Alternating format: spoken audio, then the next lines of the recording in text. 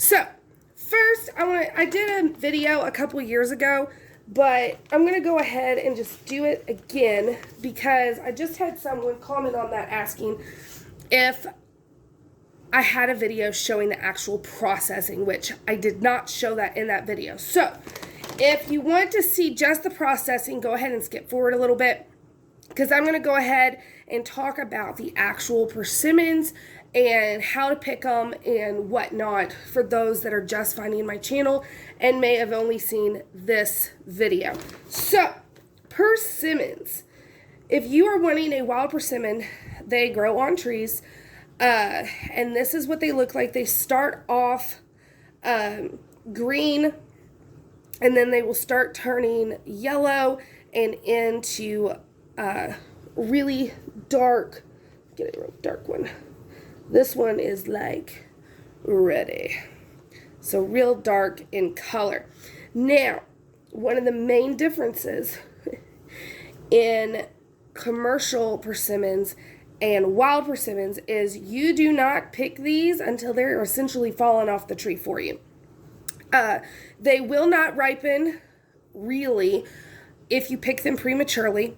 They definitely don't have the same flavor if you pick them prematurely. You want them to be mushy. So like this one that I keep picking up, I purposely picked this one off the tree. Now it is starting to get squishy, so it'll be okay. But if you get a firm one, it's not going to have good flavor and it's not mature. This one, it looks firm, but it is not. And this is what you want. You're going to pick them up off the ground, essentially. Sometimes you can find a couple that are in the tree still that are soft enough to pick, but more times than not, it's like picking up nuts off the ground. And you're going around, which I meant to show that video. I brought the camera with me with my phone, but then it started pouring down rain today. So I didn't get to actually show you me picking them, but you just pick them up off the ground. And all you're wanting to make sure is that an animal or bug has not gotten on, or in, not on, eaten part of it. So, like this, all these weren't smashed when I put them in. That's just how soft they are, and that's what you want. So, once you get all your persimmons, know that you're going to lose about at least, I think it's 40 or 60% is discard, and then the rest is the actual pulp. There is not a lot of pulp. There are really big seeds, and we'll also at the end, we'll do the old wives' tale to show whether we're going to have a hard winter or not. But let me show you what I have that I use. I just have one of these food meals that you can get at Walmart, Amazon. This one came from Goodwill for $2 and it was brand new. So let me assemble this and then let's get to processing. Okay, so I just have this sitting inside a bowl, which just makes it easier. And then I want to show you the persimmons. So, since these are very soft and delicate, I just put, because you can already see where some of the pulp is coloring the water, but I put them in some cold water and very gently, this one, I'll go ahead and put that in there. I very gently just kind of swoosh everything around because we are picking these up off the ground, so there could be a stray bug or some dirt. As you can see, there's a twig. All this we obviously don't want in our persimmon pulp. So I just kind of, that came from my bag. I just kind of swoosh it, swoosh, swoosh, swoosh. And like this one, that's how delicate they are. And here you can see the seed. That's how big the seeds are. So, and there's more than one in these. So I'll save this out for us to test. Actually, I'll save two of them. For us to test and see the wives' tale, which I just love doing. But once you feel like they are clean enough, You don't have to take anything off, just plop them in. And once you get, you could also do this with like a Victoria strainer or the cone ones that have like the wooden stick that you push the stuff around. I have one of those too that you've seen me use on tomatoes. You can do that too. This, just for me, since there is not a lot here, this is just easier. So, can't do this sitting down. Let's see. Okay, so all you do is just twirl. And there is, like I said, a lot of seeds. So you can't rush through it. I just go back and forth.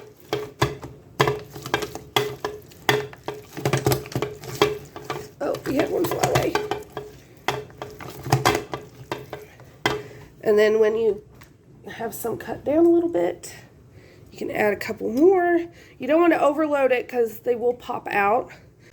Now, if you had like a ton, I'm talking like at least 50, okay, on the tree that were so close to being soft, you could put those in your fridge for up to 3 days. But if they're not, if you don't think they're going to be ripe within 1 to 3 days, then I would leave them on the tree. That's just for people that don't want to pick them off the ground. And you also want to try and wait until the first frost. Because if you wait until after they've gone through a hard frost, then they will definitely be sweeter, which is, of course, what you want. And we had our hard frost first one about a week and a half ago. So these already, they smell so sweet.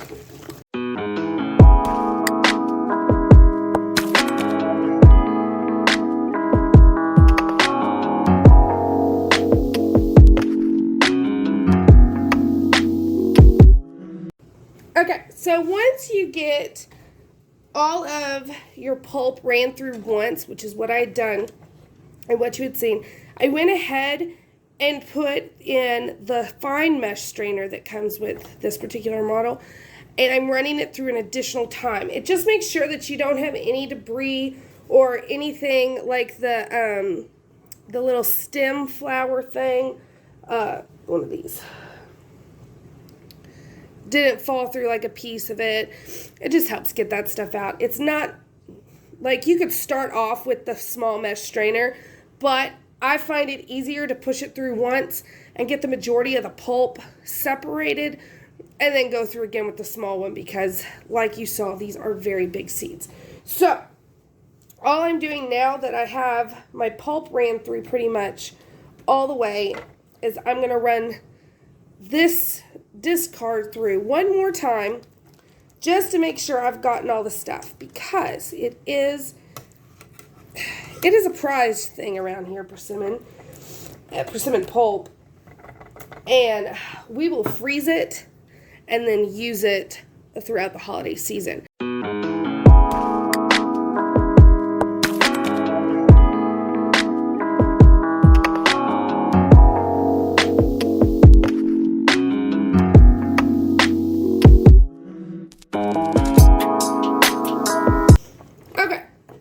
So I am done.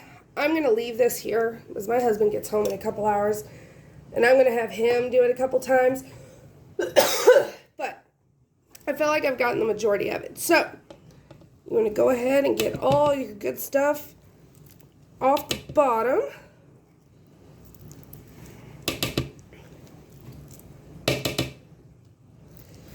And then this is liquid gold right there.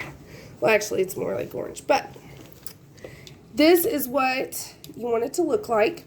Now, it is okay to have the black flecks in there. That is perfectly normal. This is persimmon pulp. So, this can either be frozen. I freeze it in 2-cup increments because that's usually what a recipe will call for. But this, like I said, is going to get used because all those persimmons, I had at least 100. It made pretty much exactly 2 cups. So this is going to get made into persimmon pudding. But I just wanted to show you the actual process. I hope you enjoyed this. Oh, I want to do the old wives' tale. So let me get that.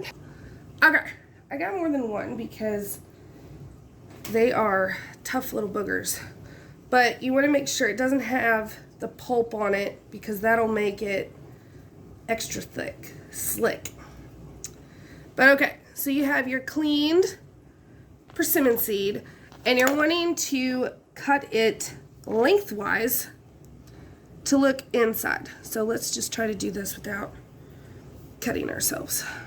Okay, so I already failed once. These persimmon seeds, man, they are tough.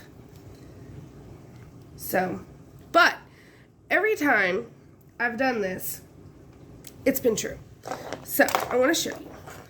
But you're wanting to take your persimmon seed and you want to cut it lengthwise so that we can look at the end. Let's see.